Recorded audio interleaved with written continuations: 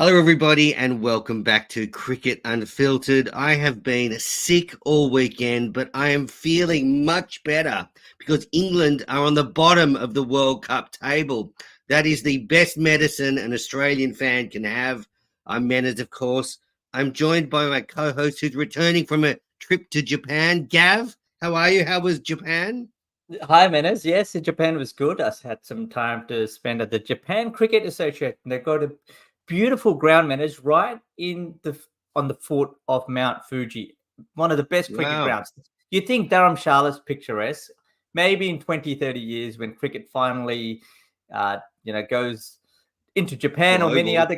other global, many other countries, maybe we'll have a game there and we can talk about how beautiful the ground is, just like the Dharamshala one. But good to be back. I tell you what, I told you, be patient, Menners. No need to get mad, Menners. Australia are going to come back.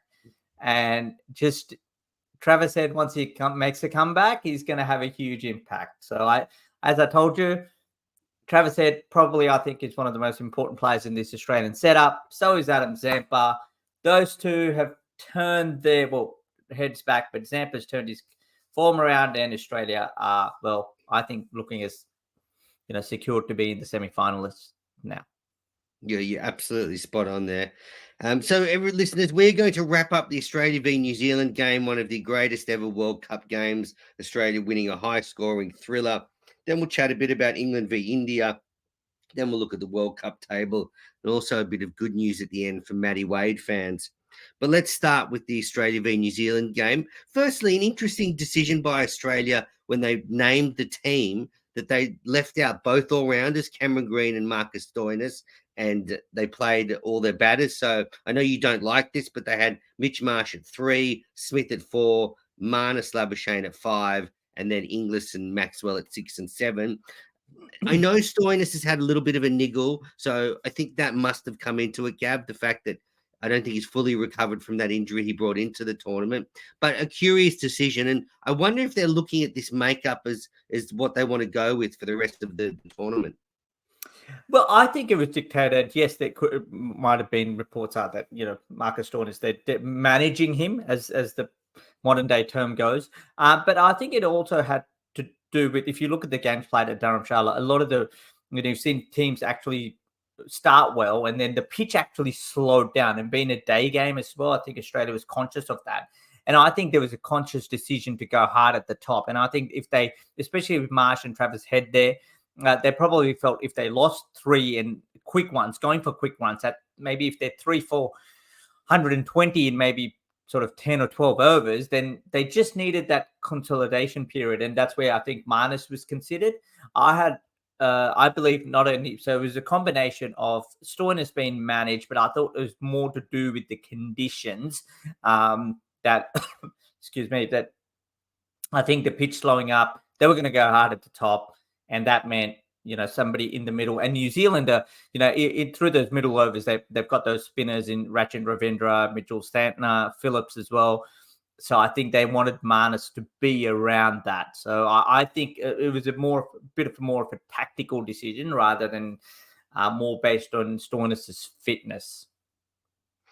Yeah, okay. That's an interesting one. And boy, did they go hard at the top. Australia won the toss, elected to bat, were none for 118 after 10 overs. It's the second highest first 10 overs in World Cup history. Head and Warner went absolutely ballistic. When Warner was out in the 20th over, the score was 1 for 175 when he was out. It was an incredible partnership. Warner went for 81 of 65 deliveries with 5 fours and 6 sixes. Travis Head a stunning century of just 59 balls. It's quite incredible, Gav. He's only had 2 net sessions in the lead up to that game, coming off a badly broken hand, but he just played with such freedom. He was smashing the ball everywhere. It was such a turnaround from a player that was left out of the first test in India because it was perceived that he couldn't play in the subcontinent. Comes in cold and just absolutely smokes it. Yeah, again, it's a good example of a guy whose mindset is just so positive. Travis Head probably, if it's a guy who's probably struggling with form or just hasn't had runs under his belt, he probably comes back and starts having doubts. But Travis Head just went in there and just goes, and that's what I like about Travis Head. He is a good thinker about the game, from what I've heard and what I've spoken to his interactions. But one part is that he's a bit laid back, and it's almost see the ball, hit the ball a little bit. And I think that attitude sort of changed him. And he just did that, and it was a demolition job, because look, 120, I think they were, or 114 after 10 overs or so. I think the game was done and dusted. Well, I certainly thought so at the time. Yeah, same. And just on Travis Head, I think he's really come to that in the last few years, that element of being able to play with freedom and just, as you say, see ball, hit ball. He didn't quite have that when he came to the international game at first, but he's eventually got there.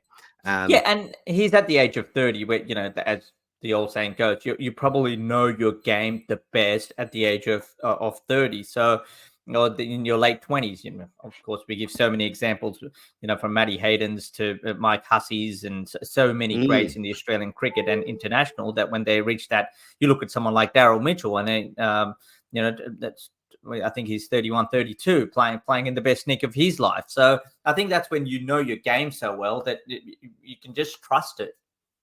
Yeah, I was saying this the other day. I can't remember who to, but international careers can start a bit later now with the increased professionalism of the game, the way players look after their bodies. That, we used to sort of say 33, 34, getting to the end of your career, but players can go a lot longer than that now. So if you start your international career when you're 30, you've still got a fairly good chunk of cricket ahead of you, whereas in the past that was seen as quite old. I do want to push back. I heard something on the radio that annoyed me today. Tim Payne was speaking to Gerard Whateley, and he was saying, Andrew McDonald and Pat Cummins have really freed Travis Head up and he can play the way he wants. That is complete horseshit. Travis Head came out when Langer was the coach and smashed fast centuries against England in the Ashes at home. It has nothing to do with McDonald or any of those freeing him up. He was playing that way before they were given he was given the coach, and Cummins was captain then. But I think Langer did play a big role in bringing Head on in the team and developing him. And so nothing to do with, McDonald just all of a sudden he can play the way he wants. I love it. You've always got to, you've faced a challenge, don't you? You're almost want Australia to win, but you almost don't want Australia to win, Menace, because when they don't win, you almost can tee off at Andrew McDonald and Pat Cummins. I like them. I want Australia to win. Let me get that very clear. But yeah, look, I mean, it was quite interesting to listen to Mitch Marsh as well. And, Mitch Marsh, you think the Western Australian prodigy out there, been around for 10, 12 years in international cricket now, but it was actually under Andrew McDonald when he sat him down in, I think it was a series in New Zealand. And, just that chat actually just put, Mitch Marsh in a different state of mind. It's so, Mitch Marsh has talked about that. So, look, maybe maybe Langer's sort of toughened up Head and made him think about the game, but to almost also don't want a player to get too intense.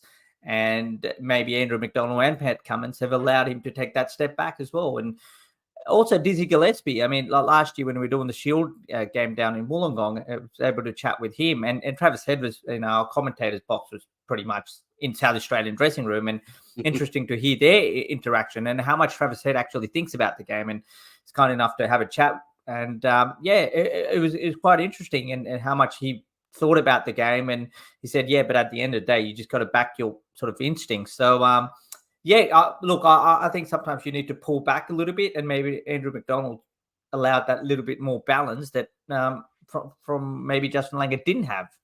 Maybe.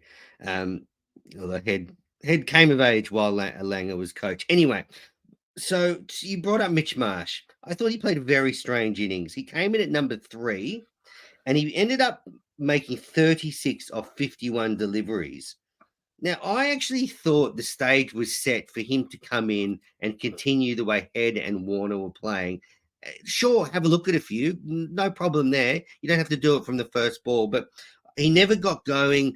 I don't think he sort of slowed the innings down, which was very un-Mitch Marsh-like. And I wonder if just switching from opener to 3, maybe he felt like he had a different responsibility to hold the innings together. But that is Smith and Labuschagne's job. They're the ones Yeah. that have come in and knock it round.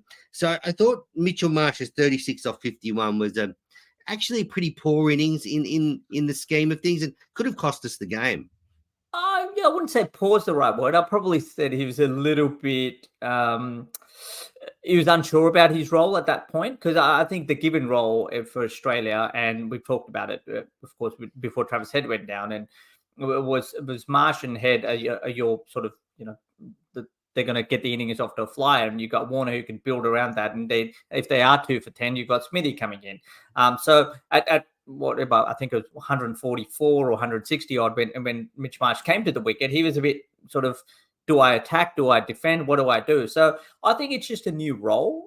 And he was a little bit unsure. You think if Australia's get into that position again, I am sure we'll see a different kind of Mitch Marsh where, it's a bit of a license that look, yes, still continue to go after bowling. And if you get out, then, well, basically Travis Head's done 80% of your job. So it's okay. Exactly. I think he should have continued with the aggressive mantra. I sort of felt that Australia for a little while there sort of, I wouldn't say got complacent, but they almost went into their shell a little bit and felt that they had such a good start. They just needed to play well and normally in the last 30 overs and then get a big score. Whereas they actually probably should have said, let's get 500, let's keep going. Had that attitude, because we'll see here, but it did fall away in the middle. Marsh at 36. Then Smith was out for 18 off 17. Labuschagne 18 off 26. And at that stage, we were 5 for 274 in the 39th over. And actually, New Zealand has done very well in those middle overs to pull us back. Glenn Phillips, 10 overs, 3 for 37. Mitch Santner, well, he got some tap, 10 overs, 2 for 80. But Rachin Ravinda, 8 overs, none for 56, just going at 7 and over. Not bad in the conditions. Phillips, clearly the best figures there. But they put the brakes on Australia, and it does set my alarm bells ringing for if we come up against India later in the tournament. If New Zealand spinners can do that to us, then Jadeja, Ashwin, if he plays, or Yadav will have a field day. If Australia's playing India in the semi-finals or final, I can guarantee you, Menners, we're not going to get a pitch like Dharamshala. Absolutely not. It'll be the turning from ball one. What was that test match they played? Where was it? Was it indoor that it turned like the first? Anyway, yeah, Matt Kuhnemann got a few. Yep, yeah, absolutely. It'll be like that. So we really stumbled in the middle there. And actually, if you fast forward to the way the game ended, Australia could have botched this up and lost this game after that start. Luckily, Glenn Maxwell 41 off 24, Josh Inglis 38 off 28, and then our courageous captain Pat Cummins 37 off just 14 deliveries with 2 4s and 4 6s. That is when Cummins bats best, when he's just hitting it a long way. And they got us up to 388 in the 50th over, all out. But good finish, but we actually probably should have got 30 or 40 more from after that start. Did you just give Pat Cummins credit on this podcast? I did. As a batter, not as a captain. So, okay, fair enough. Or as a bowler. But He's no, a bowler. I just think, I think the 30 runs from Maxwell, you probably expected that. English, you expected that. But I think Paddy Cummins, that over, he took on Nisham and hit him for a couple of sixes. I thought that was the pivotal moment of the game. You're right. And New Zealand look on that and they'll say, yeah, we pulled them back, and then we just let Australia get away through Pat Cummins. Like if it's through Mitch Starc, I think Stark's a better clean hitter of a cricket ball than maybe Pat Cummins is. But I thought, that's where New Zealand look at that and go, oh no, how did they get to 390 or 389? We could have restricted them even 370. And I always thought, looking at that pitch, maybe 360 was always going to be gettable. I've been to Dharamshala. It's not the biggest ground, and with altitude, the ball travels, that extra 5 or 6 meters further. But yeah, I thought that cameo from Pat Cummins was so vital to Australia's innings. Indeed. So from there, New Zealand came out, and really from the beginning, they kept up with the run rate. They looked like they were going to challenge. They were 61 when they lost their first wicket. Conway was out for 28 off 17, which brought Rachin Ravindra to the crease. He made his second World Cup century, 116 off just 89 deliveries. Daryl Mitchell made 54. James Neesham made 58. And really, the whole innings, they just kept in touch, didn't they, Gav? they kept losing wickets, but the run rate was always just there, and they put a lot of pressure on the Aussie bowlers right throughout the innings. Yeah, let's not take away how good Australia's fielding was. Yes, Glenn Maxwell dropped a return catch of Rachin Ravindra, but I thought Australian fielding, I mean, the catch that Mitch Stark took for Devon Conway, when you're trying to Good point. get a really good run chase of 390 or close to 400, as a batting team, a lot of things have to go your way. And you just can't afford to be like that ball from Hazelwood was way down the leg side, should have been helpful 4 or even 6. And you saw the disappointment on Conway's face, but that catch by Stark was outstanding. And you also just put that in contrast to New Zealand. They dropped a few at their end of the innings, which definitely cost them some runs. I think Inglis a couple of times. Yep. Had they taken those catches, they might have restricted Australia to 20, 30 less. So it really, on both sides, you could see it. And especially those in a game with fine margins, that's when all these little sort of fielding or fielding lapses or runs saved, that we magnify them, and we should magnify them, because that's what makes the difference of 5 or 6 or 10 runs. So I think that I thought one of the crucial moments, and what we talk about, game awareness, and that Glenn Phillips and especially Mitchell, I think he was about outstanding touch, Menners. But that over, Ravindra had already hit Zampa for 2 fours in that over. I think 10 had already come off 5 balls, and then he's trying to slog the last ball out of the ground. I thought just the lack of game awareness, that, and again with Phillips, I think even in that same over, 9 had come off that. You nudge a single, you look for a 2, and there's your 10 off the over. Do you need to go that extra effort? I know in T20 cricket, they say 1 big over. Do you need that 15-run over? But that 15-run over is not required at that time of the innings. You're only in over number 21 or 22. If you need to, then maybe, yes, you need it around that 38 to 50 over mark. But I just thought there was a decisive moment, good game awareness. Players are in good form, and I'm sure Mitchell, as he looks back on it, more than Phillips, will go, he was hitting the ball so well, and if he just managed to nudge that around, who knows, it could change. I think it was quite pivotal moment, I thought, in the New Zealand run chase. Yeah, I agree, very much so. So Australia's bowling, Mitchell Stark, he had a tough innings, ended up going for none for 89. But let's talk about that last over. So it goes into the last over, New Zealand needing 19 to win. I was a bit nervous at this stage, I've got to say. They were 8 down, and it was the 5 wides that really blew the game open. So I think it was second or third ball of the over. Stark sprayed it down leg side. I think it was the second ball, 5 wides. Inglis could never have got to it. And all of a sudden, you're thinking now, well, New Zealand have a red-hot chance here. Neesham on strike. But then Stark executed for the rest of that over pretty well. Didn't give any freebies away. And there was that run out from the boundary that had echoes of the 2019 World Cup, where the ball came in from the outfield. Marnus Labuschagne threw it in wide of the stumps, and Josh Inglis took the big dive across and took out the stumps. Before that ball, before we talk about that incident, was that a no ball, Menners? Because watching it live, I was just like, hang on, the umpires have got to surely check this. I just thought, my immediate reaction when Stark let that go was, hang on, is that a no ball? Like in that split second we're watching the game, they didn't check it. And then I saw an article later on, I think today or something, that somebody's actually commented. They didn't show any replay from the side. I thought, I'm quite surprised the commentators didn't talk about it. It wouldn't have mattered because you can still get run out of a no ball. But, if they had signaled a no ball, then who knows? Maybe Neesham doesn't come back for a second or whatever it is. But I haven't seen a lot of replays. But, I mean, Jimmy Neesham. I didn't see it either. Jimmy Neesham's quite a tall man, so I don't think it was a no ball. I mean, given the way he takes his stance as well, he squats a lot lower. But yeah, and the other thing was, I was confident Mitch Stark. I think his danger ball was probably going to be the one down the leg side. But I think, this is where it becomes a bit of a cat and mouse game, because Australia basically packed everyone on the leg side boundary, and it was basically Stark's going to bowl. He had to bowl middle stump or even just off stump, basically, and angled it in. And there was no one out on the offside except for one player. And I think, well, this is where it becomes a challenge as a batter. Do you give yourself room and almost expose your stumps and try hit to the offside, or do you back your strength and hitting on the leg side? So I always felt that Stark, if he makes an error, it was going to be a full toss. Always going to bowl one down the leg side, which Australia had covered. My thing was, I mean, is Jimmy Neesham prepared to take a risk? Because if he did, then you never know. You just have to get it through the infield, and it was 4 probably on the offside.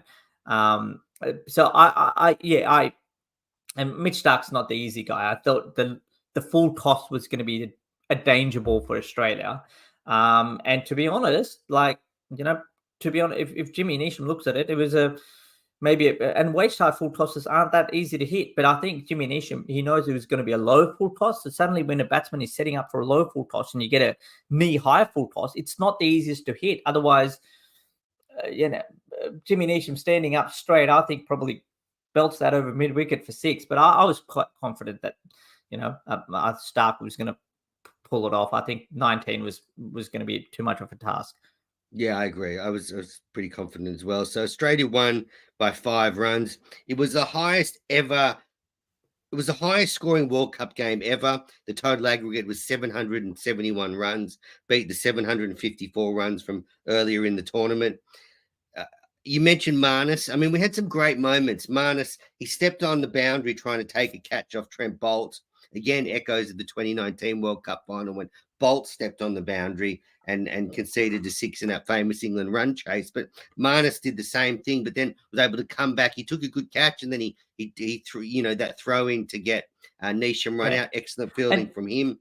I think there was one bit win as well where it was a certain boundary and he pulled off a great save out deep mid wicket. He was sliding on. And remember, from what whispers I've heard, a lot of players have been told, not from just Australia, that just to be careful diving on that Dharamshala outfield. So even Glenn Maxwell, a guy who's had a broken foot and he's struggling with that ankle. So that full credit to Australia there, where your natural instincts do take over, but sometimes you're almost paranoid that if you go for a big dive here, your knee could get stuck. It's such a sandy outfield. So I think full credit to Australia. And you talked about those fine margins. I thought Australia, probably New Zealand's batting was pretty good. I think Australia won because of superior fielding and catching. Yeah, definitely. That was one of the big differences between the sides. So a couple of things. It was the first time Mitchell Starc has ever gone wicketless in a World Cup match. He'd played 23 World Cup matches before and always taken a wicket. So that's some record. It's a shame that the streak has been broken. And also, Australia are this is unbelievable. When you think about, England carrying on about how they've revolutionized one-day cricket, Australia are the first ever team to score 350 plus in 3 consecutive one-day internationals. What a turnaround from the team we saw in those first couple of games against India and South Africa that looked a shadow of the team we're seeing now. So that's a fair record.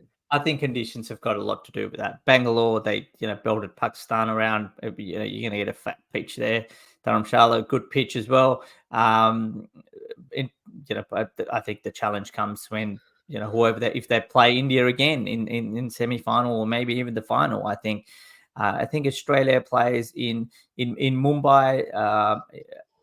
They play in Pune, 2 pretty good tracks. I think Mumbai might be another belting,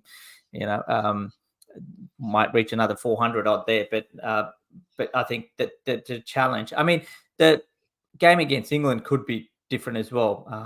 Narendra Singh Modi Stadium in Ahmedabad can have a couple of different style of pitches. So I think Australia, it's going to be interesting because if they keep playing on these sort of flat, good wickets and suddenly they run up against India in the semi-finals, then I don't think it's going to be a 350 plays 350. I think it might be a sort of a 260, 270 pitch. So, but that's a long way ahead. It is. All right. So we're going to take a quick break and then we'll be back to talk about England losing again. We'll look at the World Cup ladder and a little bit of news. Welcome back. You're listening to the Cricket Unfiltered podcast, and this episode of Cricket Unfiltered is brought to you by NordVPN. That's right. If you need a virtual private network, head to nordvpn.com/cricket unfiltered. The link is in the episode notes, but there's never been a better time to sign up for a VPN than right now. Firstly, you can protect all your private browsing information. I know Gav's got to protect all his browsing information. He doesn't want that leaking out to the general public. But also, if you are traveling around the world and you want to keep up with the cricket, you can use a VPN and you can use your normal sports viewing app that you use at home, and you can watch from anywhere in the world, and you'll never miss a ball of this World Cup. So I certainly did that in Japan, Menas. There you go. So nordvpn.com/cricket unfiltered. All the information is in the show notes. There's some great offers for Cricket Unfiltered listeners. You get a trial period, you get a great deal, and click onto it now. Even just have a look at it for us. Click onto the link and just see. But if you're a cricket fan, you will never miss another ball with NordVPN.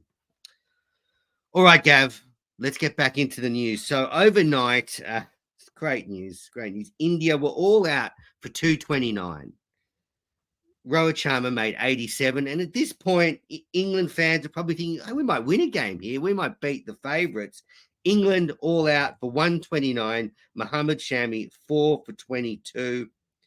It was a pitch tailor-made for India. And this is actually a bit of a, you look ahead to if Australia plays India, that's the sort of pitch we'll get. Slow, turning, made for India's spinners, made for Indians' attack, and they completely hammered England. I mean, this is one of the worst performances from a World Cup defending side ever. Yeah, well, yeah, and we've heard overnight where the top 7, and including Pakistan, are hosting the Champions Trophy next year, Menas.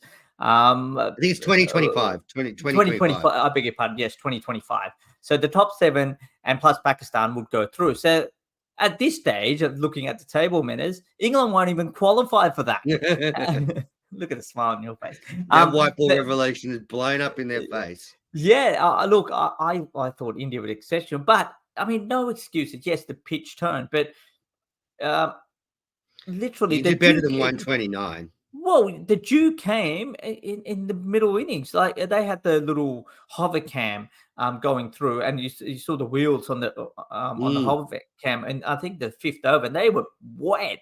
Like the dew had set in the 6th over, and in England, mind you, after 4 overs, but none for 30. Yes, sometimes the dew, and we saw when Australia played South Africa in Lucknow, it does do a bit under lights. When we saw that with Rabada and Giddy.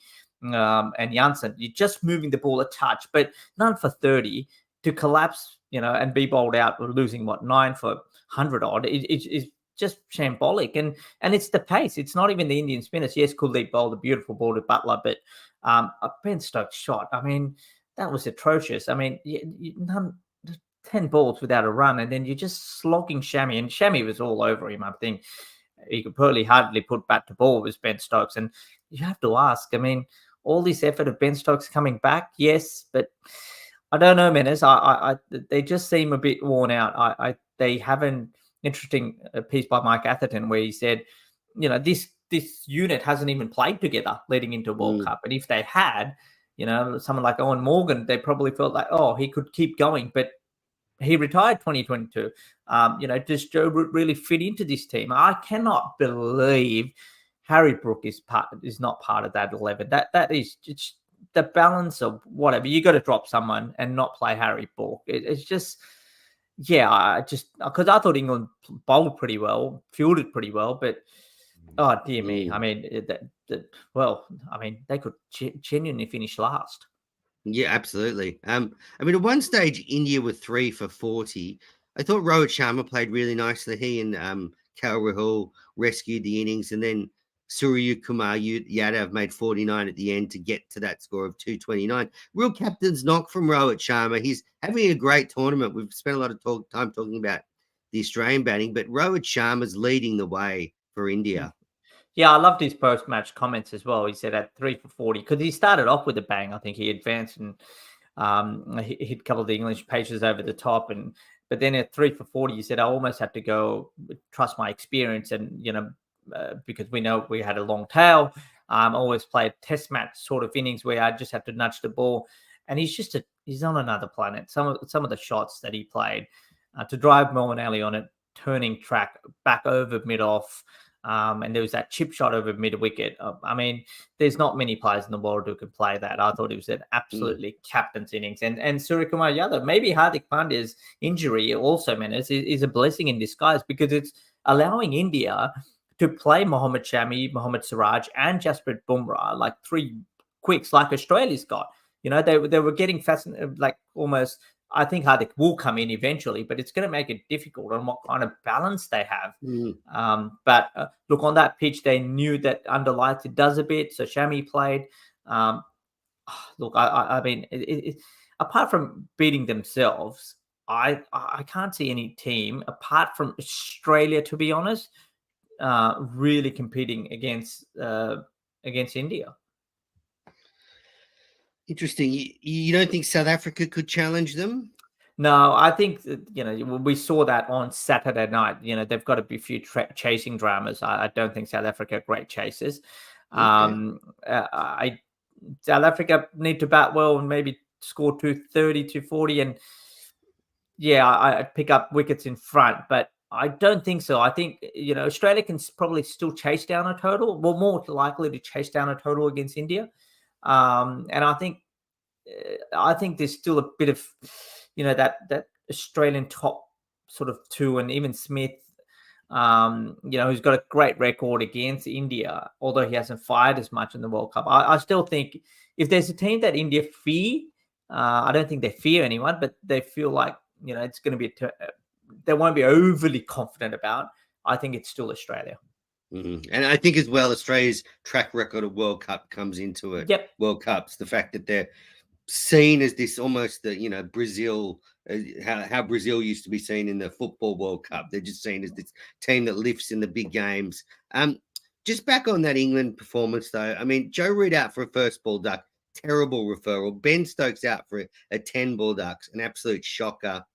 I think with this England team that, and I've seen this happen to other teams, that you sort of all of a sudden you're just over the hill as a team, not individual players, but the combinations and the balance, and as you say, bringing Stokes in and not having Brook there, and all this has just contributed to the fact that they look like they're just a bit old now in the way they're playing, and also the bowling. I mean, I said it before the tournament.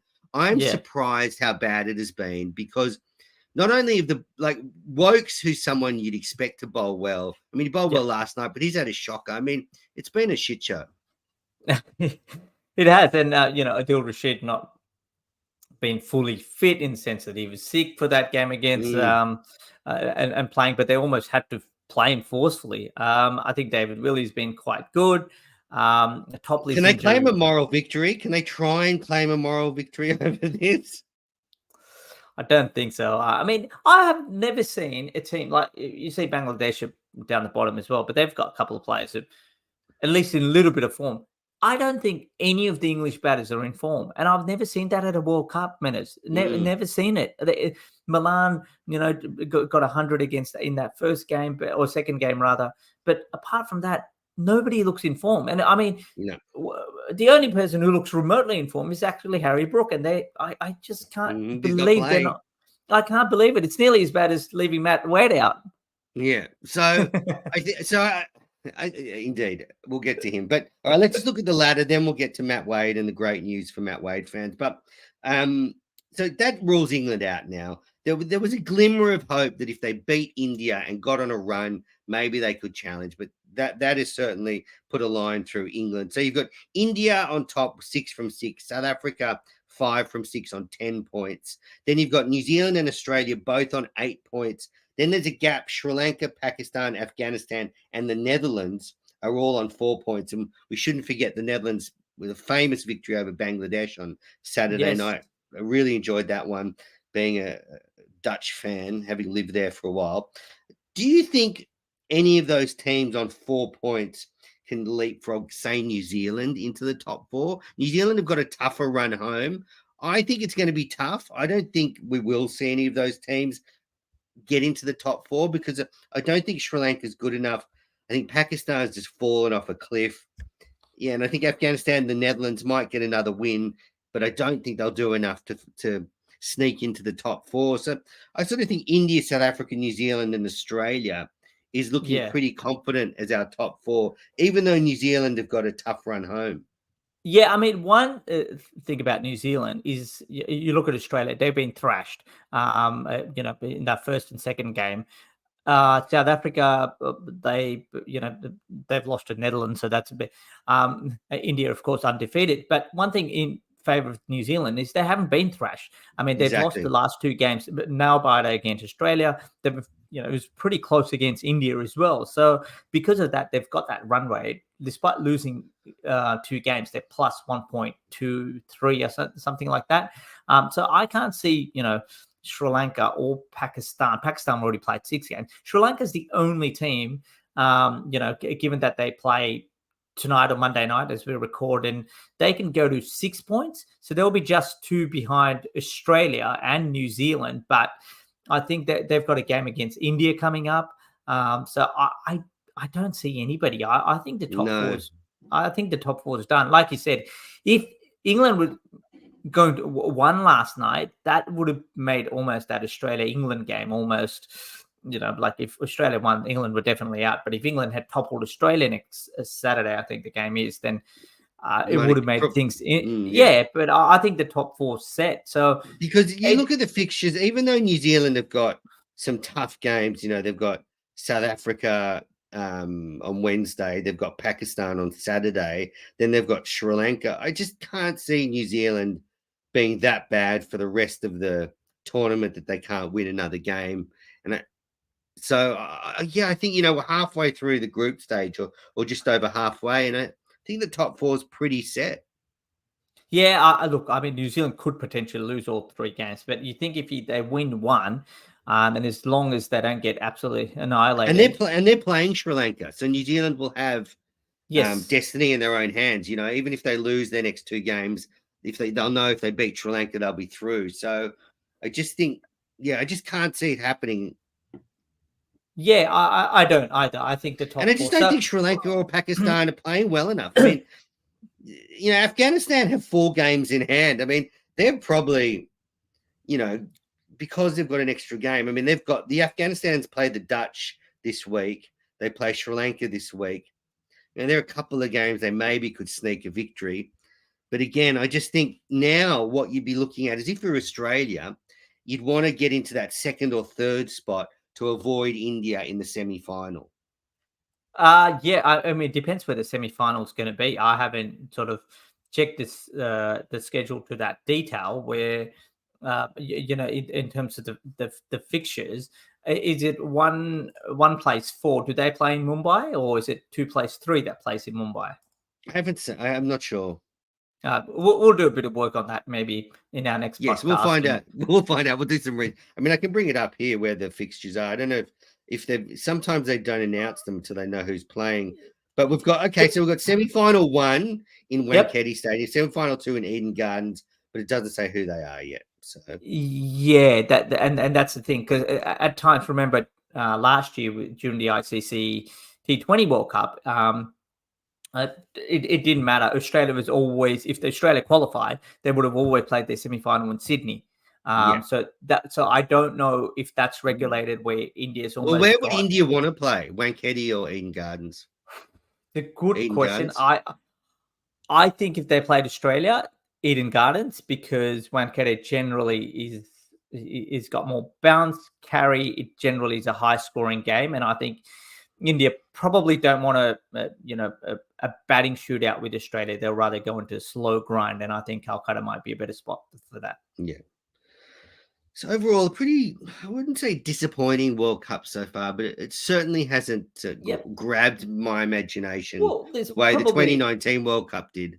Well, I think it's probably in 3 close games. I mean, India, New Zealand, didn't go as, it wasn't an nail biter, but it was close. I thought both games on the weekend Yeah, were South good. I think Africa, one, Pakistan. yeah, I watched that till right at the end, and that was a terrific contest. Again, I still like excluding that 390 game yesterday, or 390 plays 380. I think the other two close games have been around that 270, 280 mark, which I prefer that. Okay, the old days will say 240, but I think modern day, if we've got a 275, 280 pitch, given how the number of fielders allowed outside, the evolution of batting, I think a game where I think it's a great one-day pitch tactically, and I don't mean every game should be like that way, but around that 270. I thought that England India game pitch, I think it was outstanding because it took a great innings by Rohit Sharma. It took a really good effort by Mohammad Shami to to dislodge the opposition. So I hope to see more of those pitches rather than even a 320 pitch is okay, but anything exceeding that, I think it's just whoever hits the most sixes. Agree. All right. Well, Australia doesn't play again until Saturday night. That's against England. So they've got a big break. Probably good if Stoinis has a bit of a niggle. This will give him plenty of time to get right for that game. Probably why they left him out of the game on Saturday night, thinking, well, we've got this big break. This is the perfect time to just let the rehab settle in. Also, interestingly, we didn't see Travis Head bowl on Saturday night. And I thought on that pitch, his bowling might have been effective, but they probably didn't want to put his hand in the firing line. But maybe we'll see him bowl next time. So there are a couple of things to watch out for. I think the break will do Australia good now. Yeah, I was actually surprised that Head played this match, given that there was that 1 week break, and they could have maybe eased him into that game against England in about a week's time. So just would have given Travis Head just another week. So I was a bit surprised, although he did have a bit of a net session. So. But yeah, I think Australia need that. I think they needed, I think Mitchell Starc just looked a bit jaded to me, and so did a couple of the others. So I think the break's at a perfect time for Australia. Yeah, indeed. Well, that is it for the World Cup. And just one bit of news I want to bring up before we wrap this up. Australia are playing a T20 series against India after this World Cup. How thrilling for the players to go straight into another series after a long World Cup. Wow, what a brutal tour. They went South Africa series, India series before the World Cup, and then they're staying there for a T20 series. But the great news is Matthew Wade has been named captain. That is because Australia is sending home all their bowlers. So, Hazelwood, Stark, Cummins, they're all coming home. So are Cameron Green and Mitch Marsh coming home, the all-rounders, to rest up. So you've got players like Berendorf, Spencer Johnson, Nathan Ellis there. But Matt Wade will be the captain, which is fantastic. Steve Smith is in the side, and he wasn't named captain. I like him. Matt Wade captained against India in a series in Australia 3 seasons ago. So he's a fine T20 captain, and the return of the king. The return of the Wadey, but yeah, no, it's quite interesting. I'm surprised. And he made a match-winning century yesterday in the Shield. So Tasmania chased down the highest ever score in the Sheffield Shield to win. They chased down 432. Matt Wade made a brilliant century, so he's in good form. I still think he should have been on that World Cup plane instead of Inglis. I think especially like I said, Menes, with Travis Head injured, I think Matty Wade would have been perfect at the top of the order. But well, that's all gone. Beyond. That's gone, all gone. But look, good on Matty Wade. I'm surprised. Is David Warner in that team as well? He is, but remember, he's not allowed to captain because he's been banned. No, yes, I know that, but I'm slightly perplexed that he's playing. But I guess I thought about that, but then I thought, well, the next big item for these players is the 2024 T20 World Cup. Steve Smith would want to put his case forward. So would David Warner. That means they won't come back and play any Shield cricket. So bad luck for us. We won't see them in the game we're commentating on at the SCG. And we won't see Matty Wade either because it's against Tasmania and he'll be in India. It's a triple blow. But yes, so that's the team. Australia, captained by Matt Wade. And the funny thing is, I don't know if you remember, but Matty Wade retired. And then George Bailey gave him a phone call and said, hey, don't retire. I think we still need you as a bit of it's almost like a shepherd for this T20 side, because he does a great job captaining the Hurricanes in the Big Bash. Then he can come back in and do the same for Australia. So that's it. T20 series after the World Cup, captained by Matty Wade. There you go. We were a big Matty Wade podcast. We should just call this. Can Matty Wade sponsor us? Well, there's nothing he can't do. I mean, bat, bowl, keep, captain. Can we have him on the podcast? Can we have him on the podcast? I think it'd be disappointing. Like, I think he'd just, he'd be very, anyway, we'll get him on. We'll try and get him on. That's the plan. We'll get Matty Wade on. All right. Well, that's it, Gav. Thanks very much for joining me. Welcome back. Listeners, I guess we'll try and get back in your feed sometime this week before the game against England. Maybe Gav and I'll catch up at the end of the week or something. I've been a bit crook, so things are a bit all over the place. But Gav, great to hear from you. Listeners, please rate and review the show. Share the podcast with all your cricket-loving friends, and we'll be back